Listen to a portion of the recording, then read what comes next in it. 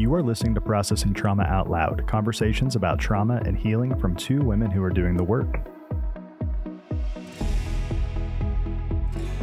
Hey everyone, it's Kandace and Sher with Processing Trauma Out Loud. Sher, we're back today to do part 2 on what was it like for you as a child in using your voice. Was your voice silenced? Like completely really shut down? You just knew, don't say anything. Or did you try to use your voice? And did you try to get your point across or point out what needed helped or fixed? And it didn't matter.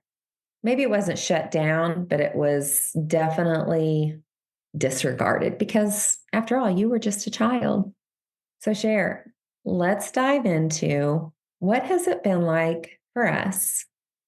What has it been like for you? Because your voice was completely shut down. Yeah. What has your journey of healing been like to show up and to not only begin to use your voice, but actually know that people want to hear your voice and invite to hear your voice?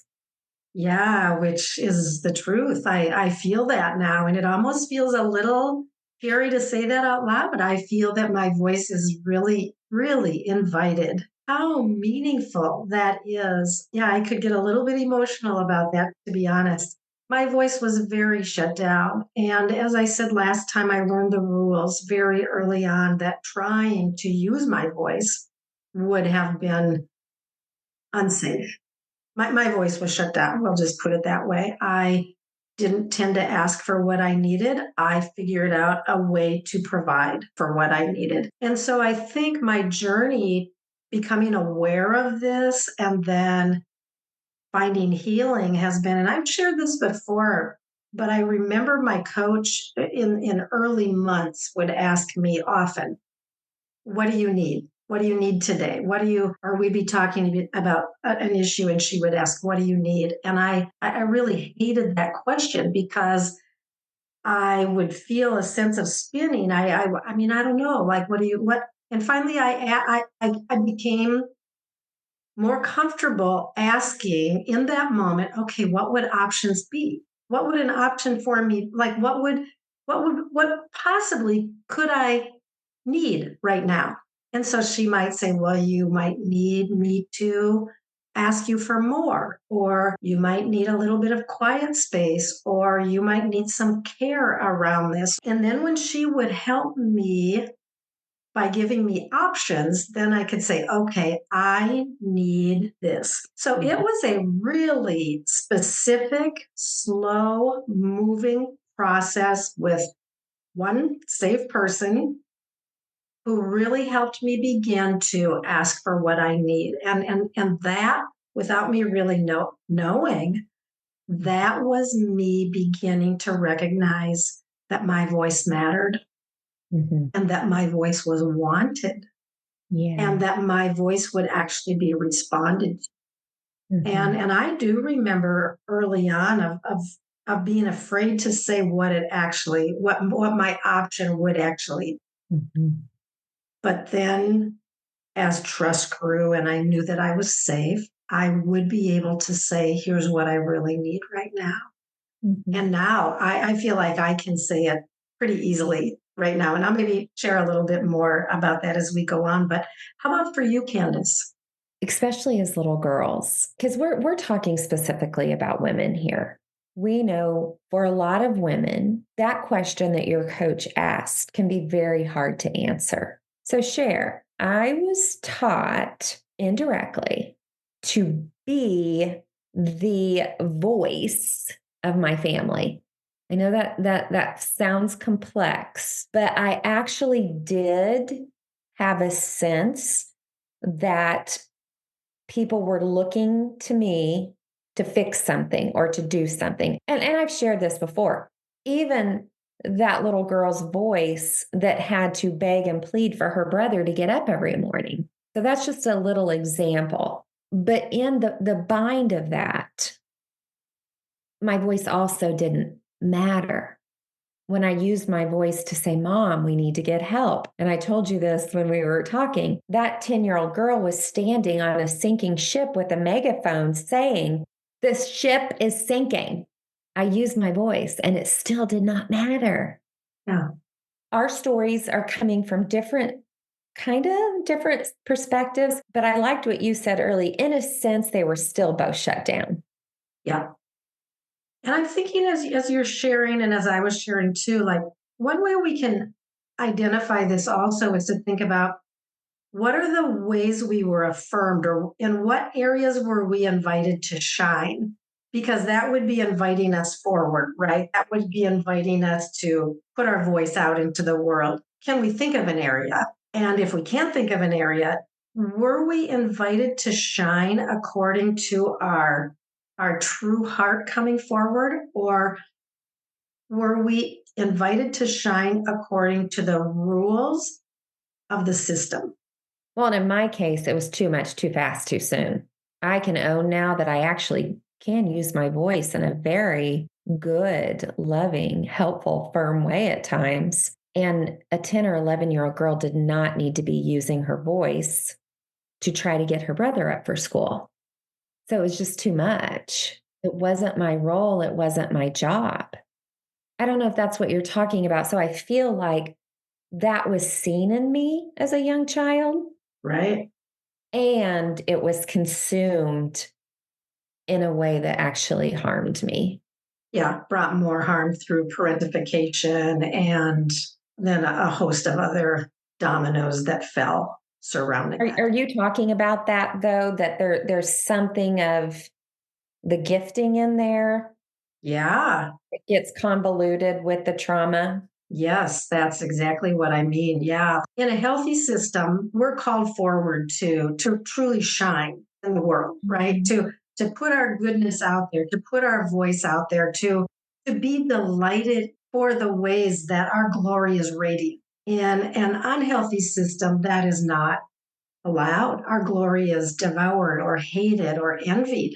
Our voice is denied and silenced and or abused, right? And so, yeah, that's exactly what I'm asking. Like, how were you seen and called forth? And was it for your goodness or was it for consumption?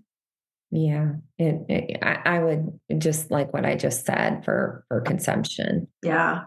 And so to part of the healing, so you've had your healing journey of how you begin showing up with your coach and in groups where I know I witnessed this over years. You put your foot forward, you let a little bit of anger be seen, and then you would pull back.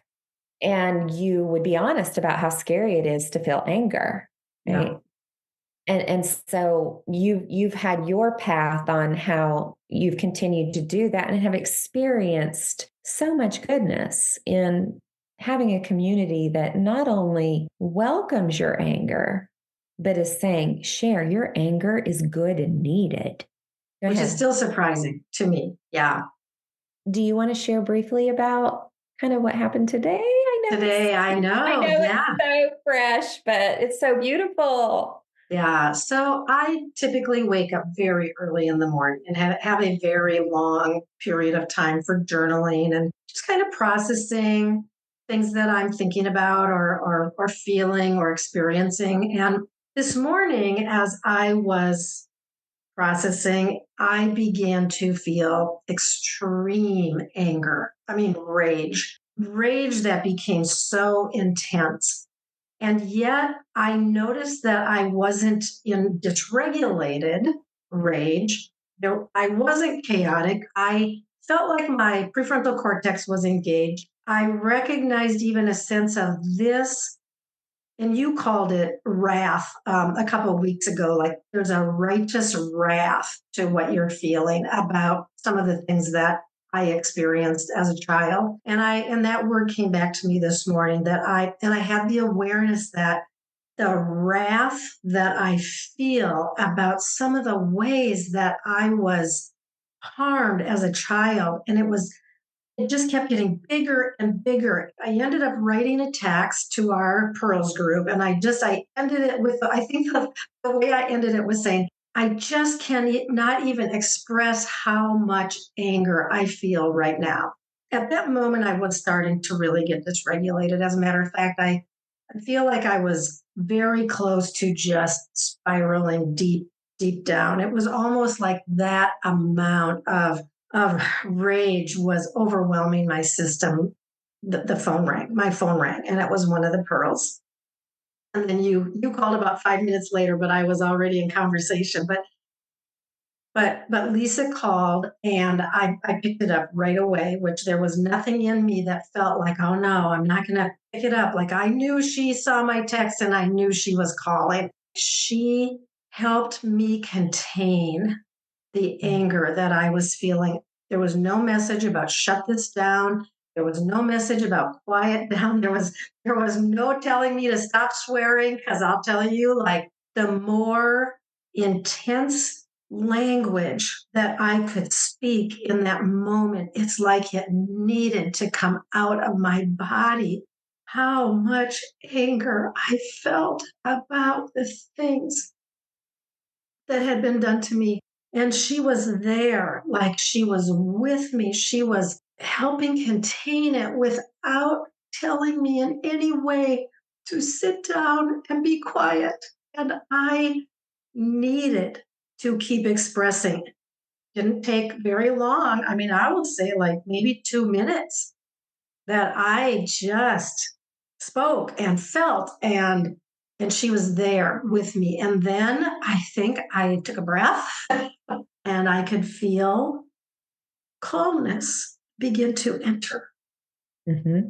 Was there. And she stayed with me for probably another, I don't know, 15 minutes as we processed. And it was like this experience was allowed. I was allowed to fully experience the full emotion, the full expression with another person in a way that kept me safe and kept her safe. And it flowed through my body. It didn't get stuck. It didn't get shut down. It didn't get trapped. And then the calmness came and I was shocked. This is how we heal. So Yeah. what you're saying is what every child needs to be able to do. So we're actually talking about moving emotion, energy in motion through the body. It's why the book The Body Keeps the Score was written. Now you know that you're going to be seen, you're going to be moved toward, sometimes faster than you realize, Yeah. in a minute, and it's not going to get stuck. I want to pause for a second and I want to say, when we look at our lives as individuals, when we look at our lives in systems, in families, in society, when we see anger and rage gone off the rails, chaos, it is because there are emotions that got stuck, that got shut down. I'll tell you, grief suppressed can come out as rage. And what we've done as society, and I'm not saying there aren't consequences when we don't get healing, because the way these things are coming out as violence against other people have to have consequences, hopefully to wake us up. But if the message is you're bad and you're evil, and I know that I do believe there's evil that we surrender to. But if we keep getting that message instead of the story you just shared and how you were met, I mean, I wish everybody could hear what you just shared. I mean, it really is. I feel the emotion of the gift of being able, that little girl who could not express her good anger and her intense emotion that got shut down. Mm-hmm. I mean, abused. Yeah. What you just did is the same thing that the world needs, Sher. Yeah. And you said grief, and that is a lot of what it is that I am so, the sadness. I'm so angry for the sadness that I have lived with my whole life because of the harm that came. and it's coming out as anger, coming out as sadness too. But today it very much came forth as wrath. It came out and it moved through, right? Well, where Yeah. did it move to? Well, it moved into the light. Yeah. It moved into a space where love could meet the anger or Yeah. the fear or whatever the emotion is. And this is how we heal. We've had 2 episodes now on this topic. I'm feeling that we probably need to have one more. I talked about all that, and then I'm like, okay, like, Kandace, are we still talking about our voice being shut down? Absolutely. Okay, just help me, even me, I'm being sincere here and saying this, like, help me connect with that again, because I think I went so deep into what I was feeling and all that, but help me review and help us review on what are we talking about here today? Yeah, so you're in it right now, but I'm telling you, I clearly see the connection here. So your little girl who was abused had anger, had grief, had things she didn't even know that she had. And any expression, the voice would be shut down. So we know this, that all that was trauma, but trauma that's met in real time with real care, and the voice can be used, the emotions can be expressed. It moves through in that moment. And though the act is still horrific, the healing that comes quickly through using our voice, through being seen, being attuned to, doesn't let the anger get stuck in our body or the grief. Your voice that was silenced over the legitimate anger that you actually needed to feel, deserved to feel, and was justified to feel got shut down. And so, because your voice got shut down, you couldn't heal. There was no escape for you. And yes, there were ways that your little girl and her brilliance found to find some soothing, to find some survival skills. The truth is that anger still wasn't able to be released until in the last few years. Yeah. And I want to say thank you, Sher, for the courage, the hard work. Wow, the honesty and transparency, the vulnerability. It's stunning. And I pray that there's someone that is going to relate to you today, and it's going to give them hope that there is a way to get all that unresolved material. We're talking specifically about anger, but it can be anything that's still in their body. And we know that for some people, it turns to physical ailment. Mm-hmm. This is science now. Yeah. And that we feel afraid to bring it forth for so long because of that fear that it will be too much and that I can't even handle. If I go there, I will never come out. Well, let's come back and do another episode in our voices being silenced. I actually feel like there's more that we need to say here. Yeah, me too. Good to be with you. Thanks. Yeah, thank you so much. This felt like a therapy session for me. Well, how about coaching? Yeah. Good. Thanks, Coach and friend. I love you. Love you too. Thank you for listening to Processing Trauma Out Loud. Make sure to check out the show notes for links to suggested resources and social media. Like, subscribe, and follow to keep up with our weekly content. And if you don't mind, take a moment to rate and review us. Your feedback is extremely valuable and contributes to the success of this podcast. One last thing. If you have found this podcast helpful in any way, or if you have questions on how to take the next steps on your healing journey, please reach out to us via email at KandaceSher@gmail.com. That's KandaceSher@gmail.com. Our sound engineer is Jeremiah Jones of Auditory LLC. We welcome you to join us for more conversations soon. Take care.